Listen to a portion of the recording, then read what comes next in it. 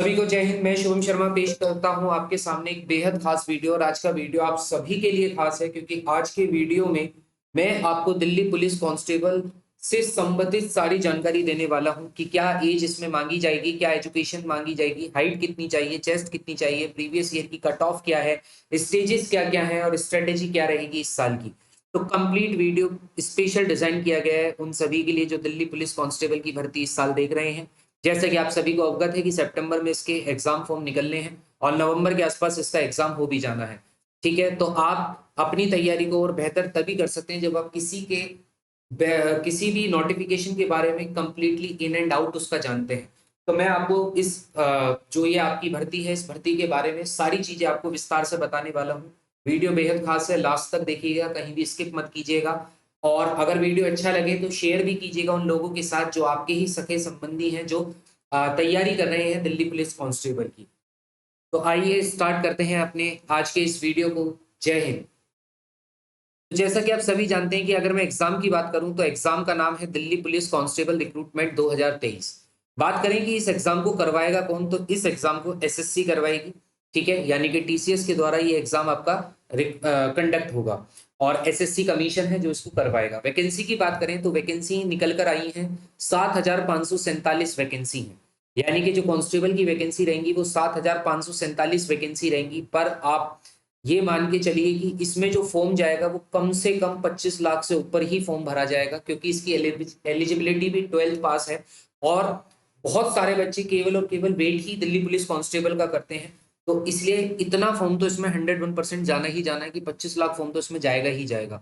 ठीक है, तो 7,547 वैकेंसियों पर 25 लाख फॉर्म जाएगा। तो आप खुद सोचिए कि एग्जाम का जो लेवल होगा वो कैसा भी हो, लेकिन कंपटीशन बहुत हार्ड होने वाला है। बात करें एग्जाम के लेवल की तो नेशनल लेवल है, यानी कि कोई भी इस फॉर्म को भर सकता है। ऐसी कोई नहीं है कि सिर्फ केवल दिल्ली वाले या यूपी वाले ही भर सकते हैं, ऑल ओवर इंडिया इसको फिल किया जा सकता है। जॉब लोकेशन आपकी दिल्ली रहने वाली है, यही सबसे अच्छी इसकी खासियत है कि आपकी जो जॉब लोकेशन रहेगी वो दिल्ली में ही रहेगी। ठीक है, तो दिल्ली के आसपास के बॉर्डर से लगे हुए जितने भी लोग होते हैं सबकी प्रायोरिटी होती है कि वो दिल्ली पुलिस को ज्वाइन करें, क्योंकि उनकी जॉब लोकेशन उनके होम टाउन से ज्यादा दूर नहीं रहती। बात करें पे स्केल की तो 21,700 रुपए से लेकर 69,100 रुपए का आपका पे स्केल रहने वाला है। और एप्लीकेशन मोड की बात करें तो आपकी जो एप्लीकेशन फिल करी जाएंगी वो ऑनलाइन मोड पर फिल करी जाएगी। फीस क्या रहेगी, जो भी अनरिजर्व कैटेगरी है यानी कि जनरल और ईडब्ल्यूएस की फीस 100 रुपए है। और एससी एसटी पीडब्ल्यूडी यानी कि जो पीडब्ल्यूडी वाले कैंडिडेट हैं या वुमेन, उन सभी के लिए कोई भी फीस इसमें नहीं होगी, कोई भी शुल्क इसमें नहीं होगा। एग्जाम मोड वो भी आपका ऑनलाइन ही होगा, यानी कि ये ऑनलाइन सीबीटी आपका होने वाला है, कंप्यूटर बेस्ड टेस्ट होगा। नेगेटिव मार्किंग की बात करें तो 0.25 की नेगेटिव मार्किंग है। 0.25 का मतलब है 1/4 की नेगेटिव मार्किंग है। ठीक है, एग्जाम मीडियम हिंदी और इंग्लिश आप दोनों में ही इसको ऑप्ट कर सकते हैं। जब आप एग्जाम देने जाएंगे तो आप दोनों में से कोई भी लैंग्वेज में इस एग्जाम को दे सकते हैं, हिंदी में भी और इंग्लिश में भी। सिलेक्शन प्रोसेस, एक आपका रिटन एग्जाम है, देन उसके बाद आपका फिजिकल और तीसरा स्टेप आपका मेडिकल। तो यानी कि सिर्फ और सिर्फ आपको अगर मेहनत लगानी है तो पूरी जोरदार मेहनत लगानी है इस रिटर्न में।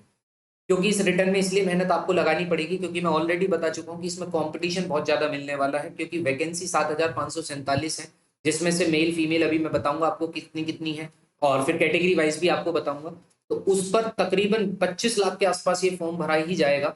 तो आप लगाइए कि कंपटीशन कितने लेवल का आपको यहाँ पर मिलने वाला है। तो इसलिए रिटर्न तो आपको बहुत जोरदार आपको तैयारी करनी पड़ेगी। उसकी स्ट्रेटेजी भी मैं आपको बताऊंगा कि किस तरीके से आप अपनी प्रिपरेशन करेंगे। इसके बाद बात करें पोस्ट की, तो देखिए अगर मैं मेल की बात करूं तो मेल की अनरिजर्व कैटेगरी से 3,053 वैकेंसी है। 3,053 वैकेंसी है। ईडब्ल्यूएस की बात करें तो ईडब्ल्यूएस की 542 वैकेंसी है। ओबीसी की 287 वैकेंसी है। एससी वालों की 872 वैकेंसी है। एसटी वालों की 302 वैकेंसी है। तो इस तरीके से टोटल मेल जो वैकेंसी इसमें है वो 5,056 वैकेंसी है। तो 5,056 वैकेंसी जो है वो मेल की है। बात करें फीमेल कैंडिडेट की तो अनरिजर्व से 1,502 वैकेंसी है, और ईडब्ल्यूएस से 268 है, ओबीसी से 142 है, और एससी से 429 है, एसटी से 150 है। इस तरीके से फीमेल की जो टोटल वैकेंसी है वो आपकी 2,491 है। बात करें अनरिजर्व की टोटल वैकेंसी कितनी हो गई तो 4,555 अनरिजर्व की टोटल वैकेंसी है, मेल प्लस फीमेल। ईडब्ल्यूएस की 810 है, ओबीसी की 429 है, एससी की 1,301 है, एसटी की 452 है और इस तरीके से टोटल वैकेंसी आपकी बनती है 7547। तो इस बार 7547 वैकेंसियों पर ये रिक्रूटमेंट होने जा रही है। बात करें कि आपका जो सिलेक्शन प्रोसेस है उसमें जो पहला स्टेप है रिटर्न, उसके रिटर्न में कौन कौन से सब्जेक्ट आपके पूछे जाएंगे। तो देखिए रीजनिंग की बात करें तो रीजनिंग के 25 क्वेश्चन आएंगे, 25 ही मार्क्स के होंगे। जीके की बात करें तो जीके का आप समझ लीजिए आपका जीके ही आधा सिलेक्शन तो आपका जीके की वजह से ही होना है, क्योंकि 50 क्वेश्चन आपके यहाँ पर जीके में पूछे जाएंगे और 50 मार्क्स के ही होंगे। अच्छा, मैं जीके में बता देता हूँ क्या क्या देखो इसमें होगा। हिस्ट्री होगी, पॉलिटी होगी, ज्योग्राफी इसमें होगी, इकोनॉमिक्स होगी, करंट अफेयर्स होंगे, आपका फिजिक्स होगा, केमिस्ट्री होगा, बायोलॉजी होगा। यानी कि ये सारे के सारे सब्जेक्ट आपके जीएस में काउंट होंगे। और इसमें जो फिजिक्स केमिस्ट्री बायोलॉजी है ये 10th लेवल की आपसे पूछी जाएगी, 10th लेवल की आपसे पूछी जाएगी, ठीक है। इससे ऊपर का लेवल नहीं जाएगा, क्योंकि कांस्टेबल में जो आपकी एलिजिबिलिटी है वही 12th पास है। तो 10th लेवल का ही आपको इसमें फिजिक्स केमिस्ट्री बायोलॉजी के बहुत सिंपल फैक्चुअल बेस्ड क्वेश्चन मिलने वाले हैं।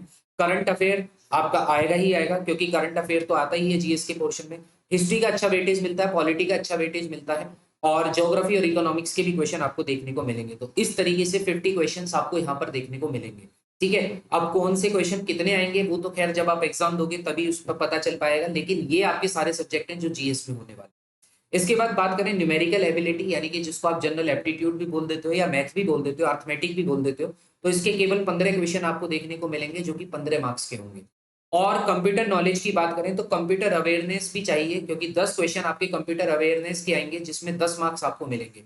कंप्यूटर अवेयरनेस में आप excel, word, virus, software, computer की जनरल टर्मिनोलॉजी जो होती है वो सारी चीजें आपको पता होना चाहिए, ठीक है। जैसे WWW इसकी फुल फॉर्म आपके पास पता होनी चाहिए, वर्ल्ड वाइड वेब।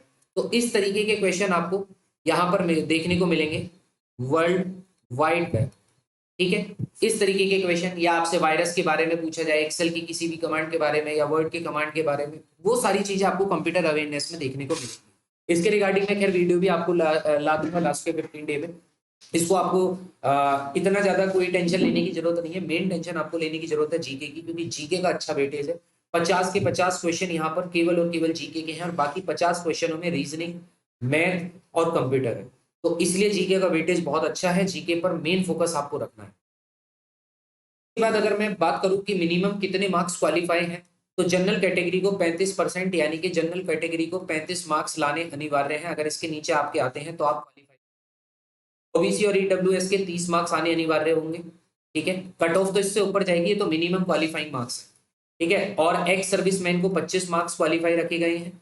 और अगर बात करें एससी और एसटी की, तो इनके 30 मार्क्स आपके क्वालिफाई रखे गए।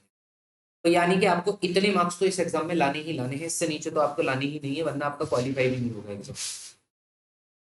अगली बात करते हैं एलिजिबिलिटी क्राइटेरिया की। तो एलिजिबिलिटी क्राइटेरिया क्या है, देखो इसमें 12th मांगी गई है। आप किसी भी बोर्ड से हो, किसी भी यूनिवर्सिटी से हो, मतलब कहने का मतलब है किसी भी बोर्ड से हो, सीबीएसई बोर्ड से, दिल्ली बोर्ड से, यूपी बोर्ड से, राजस्थान बोर्ड से, बिहार बोर्ड से, किसी भी बोर्ड से हो, लेकिन आपकी 12th पास हो जानी चाहिए। 12th आपकी पास होनी चाहिए इस एग्जाम फॉर्म को भरने से पहले, ठीक है। उसके बाद अगर 12th पास हो रही है तो आप इसे नहीं भर पाएंगे, 12वीं आपको पास होकर ही इस फॉर्म को भरना है। इसके बाद रिलैक्सेशन की बात करें तो 11th इसमें रखी गई है कि 11th में भी अगर आप हैं तो 11th में भर सकते हैं, लेकिन कौन भर सकते हैं उसके लिए आप ध्यान रखें। पेंट्समैन, बगलर्स, माउंटेड कांस्टेबल्स जो होंगे, ड्राइवर्स जो होंगे, डिस्पैच राइडर्स होंगे, यानी कि जो दिल्ली पुलिस के ही विभाग में लोग इस तरीके के होंगे, उनको 11वीं का मतलब क्लास की एलिजिबिलिटी रखी गई है, ठीक है। उनके बच्चे या बच्चियां जो होंगी जो सर्विस हो रहे हैं, है ना, या कोई रिटायर्ड पुलिस हैं उनके, तो इस तरीके से उन लोगों के लिए 11th स्टैंडर्ड यहाँ पे रखा गया है। लेकिन आप मोटा मोटा यही समझिए, क्योंकि मोस्टली बच्चा तो 12th उस पर ही होना है, ठीक है, क्योंकि यहाँ पर तो बहुत कम कंपटीशन होता है, यहाँ पर बहुत कंपटीशन है। तो इसलिए आपको याद रखना है कि 12वीं पास आप होने चाहिए हर हालत में, 12th पास इसकी एलिजिबिलिटी है। और मेन बात और मैं आपको बता दूं, जितने भी मेल कैंडिडेट हैं, जितने भी मेल कैंडिडेट है, आप सभी के पास ड्राइविंग लाइसेंस होना चाहिए, एलएमवी यानी कि लाइट मोटर व्हीकल का। चाहे आपके पास बाइक का हो चाहे कार का हो, दोनों में से किसी का भी लाइसेंस होना चाहिए। परमानेंट लाइसेंस होना चाहिए, लर्निंग लाइसेंस नहीं होना चाहिए। बात है कि कब तक लाइसेंस आपका वैलिड रहेगा, तो जब आपका फिजिकल होगा ना उस वक्त आपको ये लाइसेंस दिखाना है। तो अभी आपके पास टाइम है, आप इसको जून में ही सभी अप्लाई कर दो, ठीक है। जिन्होंने अभी तक लाइसेंस नहीं बनवाया वो सभी जून में अप्लाई कर दो, क्योंकि अभी लर्नर होगा, लर्नर के 1 महीने के बाद आपका परमानेंट होगा। तो अगर मैं आपको बात करूं तो लर्नर की 350 रुपए की फीस आपकी भरी जाएगी और 1000 रुपए आपके परमानेंट के जाएंगे। इस तरीके से 1350 में आपका वैलिड तरीके से लाइसेंस बनेगा। ठीक है, तो लाइसेंस अपना जरूर बनवा लेना। आप कैसे बनवाते हैं वो आप जानो, लेकिन आपको लाइसेंस बनवाना जरूर है, क्योंकि जब आपका फिजिकल होगा उस समय आपको ये लाइसेंस डॉक्यूमेंट वेरिफिकेशन में दिखाना ही दिखाना पड़ेगा, अन्यथा आपको रिजेक्ट कर दिया जाएगा। ठीक है, केवल मेल कैंडिडेट के लिए लाइसेंस मैंडेटरी है, फीमेल वालों के लिए नहीं चाहिए लाइसेंस। के बाद बात करें कि एज लिमिट क्या रखी गई है, तो देखो अगर मैं एज लिमिट बात करूं तो 18 से 25 साल की इसमें एज लिमिट है, यानी कि मिनिमम 18 होनी चाहिए और मैक्सिमम आपके 25 होनी चाहिए। बात करें एज रिलैक्सेशन, तो हाँ, एससी एसटी को 5 साल का रिलैक्सेशन है, ओबीसी को 3 साल का रिलैक्सेशन है। इस तरीके से सारे रिलैक्सेशन मैंने यहाँ पे लिखे हुए हैं, किसको कितने कितने साल का। लेकिन मैं फिर कह रहा हूँ कि मोस्टली बच्चा तो इसी में ही लाई करेगा, तो आपकी मिनिमम 18 होनी चाहिए और मैक्सिमम 25 होनी चाहिए। ना आप 25 से बड़े हो, ना आप 18 से छोटे हो, इसके बीच में अगर आप लाई करते हैं देन आप इस फॉर्म को अप्लाई कर सकते हैं, भर सकते हैं। अगली बात करें फिजिकल स्टैंडर्ड क्या होना चाहिए, देखो ये भी मेन है। आप एग्जाम फॉर्म भरने से पहले फिजिकल स्टैंडर्ड भी समझ लेना, क्योंकि जब आप फिजिकल जाओगे तो आपका ये सारा मेजरमेंट होना है, तो इतनी सारी चीजें आपकी एलिजिबल होनी चाहिए। अगर मैं मेल कैंडिडेट की बात करूं, आप किसी भी कैटेगरी में आए, तो आपको 170 सेंटीमीटर की तो हाइट चाहिए ही चाहिए। 170 सेंटीमीटर से नीचे जिसकी भी हाइट है वो इस फॉर्म को बिल्कुल ना भरे, क्योंकि फिजिकल में फिर वो रिजेक्ट कर दिया जाएगा। तो इसलिए 170 सेंटीमीटर की तो आपकी हाइट होनी ही होनी चाहिए। बात करें चेस्ट का एक्सपेंशन, तो 4 सेंटीमीटर का एक्सपेंशन आपका होना चाहिए। मिनिमम 81 सेंटीमीटर है आपकी, यानी कि बिना फुलाए आपकी 81 होनी चाहिए। अगर नहीं है तो यार चेस्ट तो हो सकती है, आप डेली पुशअप्स करोगे, डेली 10-12 पुशअप्स सब भी मारते रहोगे तो भी आपकी चेस्ट आ जाएगी इतनी। ठीक है, तो जितनी भी आपकी चेस्ट है बिना फुलाए और फुलाने के बीच में 4 सेंटीमीटर का अंतर होना चाहिए। तो चेस्ट का एक्सपेंशन आप आराम से दे दोगे, कोई टेंशन नहीं है। और मैं बता दूं ये दोनों की दोनों चीज आपकी मशीन से मेजर होंगे। ठीक है, यानी कि मशीन पर ही हाइट नापेगी और चेस्ट भी आपकी मशीन के थ्रू ही नापी जाएगी। तो इसलिए अपना दोनों ये चीज आप जरूर देख लीजिएगा। और 165 सेंटीमीटर उनसे मांगी गई है जो इन वाले इलाकों से बिलोंग करते हैं, यानी कि नॉर्थ ईस्टर्न एरिया से आते हैं, कश्मीर से आते हैं, लेह लद्दाख से आते हैं, जम्मू कश्मीर से, या फिर जो एसटी कैटेगरी से बिलोंग करते हैं या एक्स सर्विसमैन जो है, उन सभी के लिए 165 सेंटीमीटर की हाइट चाहिए। ठीक है, और इसके बाद आपको बताया जाए, अगर फीमेल की बात करी जाए तो फीमेल की जो हाइट है वो 157 सेंटीमीटर है। तो फीमेल की हाइट इतनी होनी चाहिए, 157 सेंटीमीटर होनी चाहिए। और 5 सेंटीमीटर का रिलैक्सेशन अगेन उन्हीं में दिया हुआ है जो मैंने ऊपर बताया, सब चीज आप नीचे पढ़ लेना आराम से। ठीक है, और चेस्ट का इसमें फीमेल का कोई वो नहीं है, कोई रोल नहीं है चेस्ट का यहाँ पर मेजरमेंट का। फीमेल में केवल हाइट चाहिए 157 सेंटीमीटर। ठीक है, बहुत क्लियर तरीके से आप चीजों को समझते रहिए, 170 सेंटीमीटर मेल की हाइट चाहिए ही चाहिए। इसके बाद अगर मैं बात करूं मेल कैंडिडेट का फिजिकल क्या रहेगा, तो देखो जितने भी 30 साल तक की उम्र वाले हैं, यानी कि कहने का मतलब है 18 से 25, और जो भी एक्स सर्विसमैन भी मरेंगे, अगर उनकी 30 साल तक की उम्र वाले जितने भी हैं उन सभी को 6 मिनट के अंदर 600 मीटर की रेस पूरी करनी होगी। टफ टफ फिजिकल है आपका। जिन लोगों ने अब तक एक भी बार दौड़ नहीं मारी उनके लिए तो ये बिल्कुल टफ रहने वाला है, इसलिए आप दौड़ की तैयारी भी अपनी करते रहिएगा, क्योंकि 6 मिनट में 1600 मीटर आपको माननी है। 400 मीटर का एक राउंड होगा और ऐसे आपको 4 राउंड कंप्लीट करने होंगे। ठीक है, और 50-50 बच्चों के बैच बनाए जाएंगे, मिनिमम या मैक्सिमम जो भी बनाएंगे, लेकिन 50 बच्चों का ही बैच बनेगा, ज्यादा बच्चे दौड़ाए भी नहीं जाएंगे। और आप सभी के गले में जो है वो चेस्ट नंबर टांग दिया जाएगा जिसमें चिप लगी हुई होगी। तो ऐसा नहीं है कि जो पहले भागा उसका टाइम ज्यादा मतलब कम हो गया और जो पीछे भागा उसका टाइम ज्यादा हो गया, ऐसा कुछ भी नहीं है। ठीक है, जैसे ही यहाँ पर जो सेंसर लगे हुए होंगे, जैसे ही आप इस सेंसर को पार करोगे तभी आपका टाइम कैलकुलेट होगा। तो ज्यादा भगदड़ भी मचाने की जरूरत नहीं, पैनिक भी होने की जरूरत नहीं। ठीक है, चिप आपकी लगी हुई होगी, जब भी आप इसको सेंसर को पार करोगे तभी आपका टाइम कैलकुलेट होगा। चाहे आप 10वें नंबर पे पार करो चाहे 11वें पे करो, तो उससे कोई इशू नहीं है कि पहले बच्चा पहले निकल गया तो उसका टाइम कम हो गया, ऐसा कुछ नहीं है। ठीक है, लेकिन मैं बता रहा हूँ फिजिकल टफ है, 6 मिनट में 1600 मीटर की तैयारी आपको करनी है, अभी से ही आप इसके फिजिकल की तैयारी करते रहे। ठीक है, धीरे धीरे अपना भागना आप स्टार्ट करो, पहले लंबी लंबी रेस आप मारना स्टार्ट करो, देन उसके बाद 1600 मीटर की तैयारी में अपने आप आ जाओगे, क्योंकि पहले आपको बनाना पड़ेगा स्टेमिना। ठीक है, पहले अपना स्टेमिना बिल्ड करो, जो अभी तक एक भी बार नहीं दौड़े। और जो आर्मी वार्मी की भर्ती दे चुके हैं उनके लिए तो कहने की भी जरूरत नहीं, वो तो 5.5 मिनट 5 मिनट में भी मार देंगे इसको। बात करें लॉन्ग जंप की, तो लॉन्ग जंप इसमें अच्छी खासी मांगी गई है, 14 फीट लॉन्ग जंप मांगी गई है। ठीक है, 14 फीट की लॉन्ग जंप है। इसमें भी बहुत डिस्क्वालीफाई होते हैं बच्चे लॉन्ग जंप में, क्योंकि 14 फीट की लॉन्ग जंप के लिए भी आपको बहुत अच्छी तैयारी करनी पड़ेगी। बात करूं हाई जंप की, तो हाई जंप आपकी 3 फुट 9 इंच, यानी कि अप्रोक्स आप कह सकते हो कि 4 फीट की आपकी हाई जंप मांगी गई है। ठीक है, तो हाई जंप आपकी लग जाएगी, हाई जंप में कोई इशू नहीं है, हाई जंप आराम से मारो। ठीक है, इसके बाद बात करें 30 से 40 वालों को 7 मिनट में मारनी है, 13 फीट उनकी लॉन्ग जंप होगी और 3 फीट 6 इंच का उनका हाई जंप होगा। 40 से ऊपर वालों की एज के लिए 8 मिनट 1600 मीटर में लॉन्ग जंप 12 फीट की होगी और 3 फीट 3 इंच की उनकी हाई जंप। तो ये सारा क्राइटेरिया फिजिकल का किसका है, मेल का है, किसका है, मेल का। अब बात करते हैं फीमेल के लिए, तो फीमेल भी सुन लें। जिनकी 30 साल तक की एज है उन्हें 8 मिनट मिलेंगे 1600 मीटर मारने के लिए, तो वो भी तैयारी अपनी बहुत अच्छे से कर दें, क्योंकि स्टेमिना बनाने में टाइम लगता है, बिल्ड करने में टाइम लगता है, ठीक है। तो 8 मिनट में आपको 1600 मीटर मारनी है। बात करें लॉन्ग जंप की, लॉन्ग जंप आपको 10 फीट की रखनी है, और हाई जंप आपकी 3 फीट की रहेगी, ठीक है। तो ये जो जो चीजें मैं आपको बता रहा हूँ, आप उन चीजों की तैयारी धीरे धीरे करना स्टार्ट करें। अभी एकदम से 1600 मीटर ही मत मारने लग जाना, पहले अपने स्टेमिना को बिल्ड करना। जैसे आप ग्राउंड पर जा रहे हो तो ग्राउंड पर 1 चक्कर 2 चक्कर आप मारो, जितना भी आपका सांस बनता है, फिर उसके बाद धीरे धीरे अपनी कैपेबिलिटी को बढ़ाते चले जाओ, तो स्टेमिना बिल्ड होता चला जाएगा। क्योंकि टाइम बहुत है फिजिकल में, बिल्कुल टेंशन मत लेना, बहुत आराम से फिजिकल हो जाएगा। इसके बाद अगर बात करूं 30 से 40 की एज वालों को 9 मिनट मिलेंगी, और 9 फीट की उनकी लॉन्ग जंप होगी, और 2 फीट 9 इंच की उनकी हाई जंप होगी। 40 से ऊपर वालों को 10 मिनट मिलेगी 1600 मीटर के लिए, 8 फीट उनकी लॉन्ग जंप होगी, और 2 फीट 6 इंच उनकी हाई जंप होगी। देखो हाई जंप में तो मैं कह रहा हूँ कि शायद ही कोई बाहर निकलता है, सब अप्रोक्स मार ही देते हैं, क्योंकि लॉन्ग जंप में भी आपको 3 चांस मिलते हैं, और हाई जंप में भी आपको 3 चांस मिलते हैं। ऐसा नहीं है एक ही चांस मिलेगा, 3-3 चांस आपको मिलेंगे। लेकिन आप कोशिश लॉन्ग जंप में ज्यादा अच्छी करना, क्योंकि लॉन्ग जंप में अगर आपने 2 चांस गवा दिए तो तीसरे चांस में आप फ्रस्ट्रेटेड हो जाओगे, या डर जाओगे, नर्वस हो जाओगे, जिसकी वजह से तीसरा चांस भी गवा दोगे। मोस्टली ऐसा होता है, तो इसलिए आप ध्यान रखना, आपको शुरू के पहले ही चांस में अपनी लॉन्ग जंप पूरी कर देनी, ठीक है। ये सारा आपका फिजिकल क्राइटेरिया है जो आपको रिटर्न के बाद, जिसके लिए आप जाओगे फिजिकल। इसके बाद अगर प्रीवियस ईयर की कट ऑफ का एनालिसिस करें तो 2020 की फाइनल कट ऑफ में 2020 की अगर मैं बात करूं तो जनरल की 61 गई थी, ओबीसी की 58 गई थी, एससी की 51 गई थी, एसटी की 55 गई थी, और ईडब्ल्यूएस की 51 गई थी। ये मेल कैंडिडेट की कट ऑफ है। फीमेल की कट ऑफ की बात करें तो जनरल के लिए 48 गई थी, ओबीसी की 44 गई थी, एसटी की 39 गई थी, एसटी की 39 गई थी, और ईडब्ल्यूएस की 30 गई थी।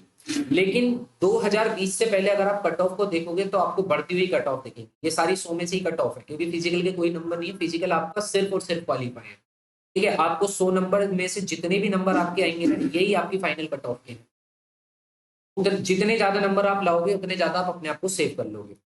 मैं जनरल कैटेगरी की बात करूं तो 2019 में 79 कट ऑफ गई है। देखो कितनी हाई कट ऑफ गई है, फाइनल कट ऑफ है वैसे, ये रिटर्न की कट ऑफ नहीं है, फाइनल कट ऑफ है।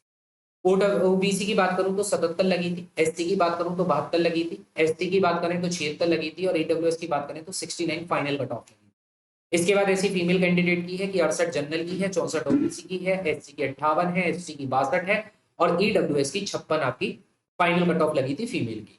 ऐसे ही 2018, क्योंकि मैंने आपको 3 साल के, पिछले 3 साल के मैंने इसमें प्रीवियस कट ऑफ ले लिया, उससे अंदाजा लगाना ज्यादा आसान होगा। जनरल कैटेगरी की बात करें तो 2018 में 77 गई थी, ओबीसी की 76 गई थी, एससी की आपकी 70 गई थी, और एसटी की आपकी 74। ईडब्ल्यूएस था ही नहीं तब, ईडब्ल्यूएस की कोई कट ऑफ नहीं थी। इसके बाद जनरल में फीमेल की बात करें तो 66 थी, ओबीसी की 62 थी, एससी की 56 थी, और एसटी की 61 थी। अगर इस साल की मैं बात करूं तो इस साल की क्या स्ट्रेटेजी आपकी रहने वाली है, देखो आपके पास रीजनिंग है, ठीक है, आपके पास जीके है, जीएस है, मैंने बता दिया जीएस में क्या क्या आपका रहेगा, आपके पास मैथ है, और आपके पास कंप्यूटर है। मैं बात करूं तो रीजनिंग के 15 क्वेश्चन आपके आने वाले हैं, और अगर आप अच्छे से तैयारी करोगे, मैं 101% कहता हूं आप जीके में 15 में से 15 ही सही करके आओगे। सॉरी रीजनिंग में, जीके में नहीं, सॉरी रीजनिंग में आप 15 में से 15 ही सही करके आओगे, अगर बहुत अच्छे से तैयारी करोगे। रीजनिंग में नंबर नहीं घटने के बिल्कुल भी, ठीक है। ऐसी अगर मैं मैथ की बात करूं, अच्छा रीजनिंग के 25 क्वेश्चन है, 25 क्वेश्चन है, तो 25 में से 25 ही आप बिल्कुल अच्छे करके तरीके से आओगे। फिर भी अगर एक दो आपका कट जाता तो हार्डली आप 23 तक मान लो, 23 से नीचे तो जाने की सोचना भी मत। 23 क्वेश्चन मिनिमम आपके सही होनी चाहिए, मैक्सिमम तो आप 25 ही सही कर दो तो ज्यादा बेटर है। अच्छा मैथ की बात करूं तो 15 क्वेश्चन इसमें आएंगे, 15 में से 15 ही क्वेश्चन आपको सही करने हैं, ठीक है। ये कट ऑफ बता रहा हूं मैं, अभी आपको बताऊंगा कि कट ऑफ का एनालिसिस भी कर दूंगा यहीं पर। तो 15 क्वेश्चन है, 15 में से 15 ही आपको सही करने की कोशिश करनी है। फिर भी अगर आप मिनिमम की बात करें तो 14 क्वेश्चन आप मिनिमम कर सकते हैं। इससे नीचे जाओगे तो यार फिर वो फाइनल में आपकी जो फाइट है ना वो थोड़ी सी हार्ड हो जाएगी। कंप्यूटर की बात करें तो 10 क्वेश्चन आपके यहाँ पर आने वाले हैं, 10 में से आप 8 क्वेश्चन या 9 क्वेश्चन ठीक करने की पूरी कोशिश करो कंप्लीट तरीके से। अच्छा जीएस आपका बड़ा हैवी पोर्शन है, क्योंकि यहाँ है आपके 50, और 50 क्वेश्चन में से आपको हर हालत में 40 क्वेश्चन से प्लस सही करने ही करने। ये मैं जनरल कैटेगरी को देखते हुए अंदाजे लगा रहा हूँ, ठीक है। तो यानी कि अगर हम मैक्सिमम देखें तो 40 और 65, 65 और आपके कितने हो गए 80, 80 और 8 कितने हो गए 96, यानी कि मैक्सिमम आपके 96 सही हो सकते हैं। और अगर मिनिमम की बात करें तो मिनिमम यही है कि 23 और 40 आपके कितने हो गए 63, 63 और ये कितने हो गए आपके 77, 77 और 9 कितने हो गए आपके 86। यानी कि 86 से 96 के बीच में, 86 से 96 के बीच में जितने भी जनरल कैटेगरी में है मेल कैंडिडेट, वो सभी अपने इस टारगेट को देखते हुए चले। मैं फाइनल की बात कर रहा हूं, मैं फिर कह रहा हूं रिटर्न क्वालिफाई की बात नहीं कर रहा, मैं बिल्कुल फाइनल की बात कर रहा हूं। सपोज करो अगर आपके 86 मार्क्स आ गए और जो आपकी रिटर्न की कट ऑफ लगी वो 75 पर या 73 पर या 72 पर लग गई, क्योंकि कंपटीशन इस बार ज्यादा होने वाला है, तो कम से कम आप इतने नंबर फालतू हो, ठीक है, इतना गैप आपका फालतू है, तो क्या होगा, फाइट में आप रहोगे, ठीक है, फाइनल कट ऑफ में आने के आपके चांसेस भी उतने ही स्ट्रॉन्ग होंगे। और सपोज करो आपकी रिटर्न की कट ऑफ लग रही है 72 पर और आपके नंबर आए 74 पर, तो 101% आप फाइनल कट ऑफ क्लियर कर ही नहीं पाने। तो इसलिए आपका जो टारगेट होना चाहिए वो 86 से 96 के बीच में होना चाहिए जनरल कैंडिडेट का, ठीक है। और इसके नीचे थोड़ा थोड़ा अगर आप अपने आप को नीचे की तरफ लाते चले जाओगे तो बाकी कैटेगरीज के भी आपको पता चल जाएगा कि कितना आपका मार्क्स होने चाहिए to qualify final cut off. इसके बाद पढ़ने की अगर हम स्ट्रेटेजी की बात करें तो देखो, पढ़ने की स्ट्रेटेजी ये है कि अगर मैं बुक आपको रेफर करूं तो आप रीजनिंग की बुक ले सकते हैं, ठीक है, रीजनिंग की आप बुक ले सकते हैं, verbal and non verbal reasoning, verbal and non verbal reasoning, ये वाली बुक भी आप परचेज कर सकते हैं, क्योंकि अपने एंड से प्रैक्टिस आप जरूर करते रहिए। Verbal and non verbal reasoning आपको परचेज कर लेनी है। मैथ की बात करूं तो मैथ में आप RS अग्रवाल ले सकते हैं, ठीक है, RS अग्रवाल ले सकते हैं। और अगर मैं जीके की बात करूं तो देखो, जीके के लिए सबसे अच्छा सोर्स यही है कि आप लूसेंट की किताब ले लो, ठीक है, लूसेंट जीके ले लो, इस क्योंकि फैक्चुअल बेस्ड क्वेश्चन आने हैं, तो लूसेंट जीके अगर आपने 2 बार भी रिवाइज कर दी ना अच्छे से, 2 से ज्यादा बार कर दी, तो आप ये यकीन मानो कि आपका 40+ क्वेश्चन ठीक होने ही होने वाले, क्योंकि लूसेंट में आपको पूरी जीएस मिल जाएगी, आपको हिस्ट्री मिलेगी, ज्योग्राफी मिलेगी, पॉलिटी, इकोनॉमिक्स, ठीक है, उसके साथ साथ फिजिक्स, केमिस्ट्री, बायोलॉजी, सारे सब्जेक्ट आपको लूसेंट जीके में मिल जाएंगे। तो ये आपका पूरा का पूरा हेल्प कर देगी आपके जीएस पोर्शन में 40+ मार्क्स लाने के लिए। और अगर मैं बात करूं कंप्यूटर की, तो कंप्यूटर की आप अरिहंत की अवेयरनेस वाली किताब ले सकते हो, ठीक है, कंप्यूटर अवेयरनेस किताब है अरिहंत के द्वारा, उस किताब को आप परचेज कर सकते हो, ज्यादा महंगी नहीं है वो, मेरे ख्याल से 90-95 रुपए की है। इस किताब को परचेज कर सकते हो कंप्यूटर में। तो उससे क्या होगा, देखो ये जो किताबें मैंने आपको बताई हैं ये आपके एडिशनल रिसोर्सेज है। इसके साथ साथ तो आप तैयारी करोगे करोगे, कोई ऑनलाइन बैच लेके करेगा, कोई ऑफलाइन बैच लेके तैयारी करेगा। लेकिन जो फ्रेशर है उनके लिए मैं ये बता रहा हूँ कि फ्रेशर्स इन किताब को परचेज कर सकते हैं, ठीक है, टू बूस्ट देयर प्रिपरेशन। और फिर वो ऑनलाइन ऑफलाइन बैच जो भी लेंगे उसकी भी प्रिपरेशन करते रहें, क्योंकि चाहे ऑनलाइन हो चाहे ऑफलाइन हो, वहां पर जो आपके क्वेश्चन करवाए जाएंगे वो प्रीवियस ईयर के पैटर्न को देखते हुए करवाए जाएंगे। और आप जितनी अच्छी तैयारी करोगे, मैंने बोला उतना अच्छा आप कंपटीशन में अपने आप को स्टैंड कर पाओगे इन सारे बच्चों के साथ, क्योंकि आपका काम केवल रिटर्न निकालने का नहीं है, आपका काम होगा फाइनल कट ऑफ निकालने का, और फाइनल कट ऑफ के लिए नंबर अच्छे रखने पड़ेंगे। मैं फिर बता रहा हूँ, जनरल वाले जितने भी हैं वो 85+ ही मार्क्स रखना, ठीक है, अगर आपको फाइनल कट ऑफ में आना है जनरल वाले सभी 85+ मार्क्स रखिएगा। और जो ईडब्ल्यूएस वाले हैं वो 82+ मार्क्स रखना, ठीक है। और जो SC वाले हैं या ST वाले हैं उन सभी के लिए मैं बता रहा हूँ, आप सभी भी 80+ मार्क्स अपने रखना, ठीक है। आपको लग रहा होगा कि मैं मार्क्स ज्यादा बता रहा हूँ या कट ऑफ तो इतनी नहीं जाएगी, देखो कट ऑफ किया जाए उसको छोड़ो, लेकिन आप अपना सेफ जोन तो तैयार रखो। आप अपने सेफ जोन को आप अभी टारगेट 80+ लेकर चलोगे तब जाकर आप 80 पर आओगे, ठीक है। तो अपने टारगेट को अचीव करो, आप जितना टारगेट करोगे उतने टारगेट पर अपनी प्रिपरेशन स्टार्ट करो, ठीक है। ये 4 सब्जेक्ट हैं, ये 4 किताब हैं। और अगर आपको आसानी हो तो मैं एक काम कर देता हूँ, मैंने डिस्क्रिप्शन बॉक्स में लिंक दे देता हूँ चारों किताबों के, आप चाहो तो वहां से भी जाके इसको परचेज कर सकते हो, ठीक है। तो ये सारी किताबें की लिंक मैं आपको डिस्क्रिप्शन बॉक्स में दे दूंगा, वहां से आप इसे परचेज कर लेंगे। और मेरा ऑफलाइन बैच भी स्टार्ट हो चुका है, तो ऑफलाइन बैच में मैं केवल और केवल इस बार जो है 30 बच्चे ही पढ़ाऊंगा, ठीक है।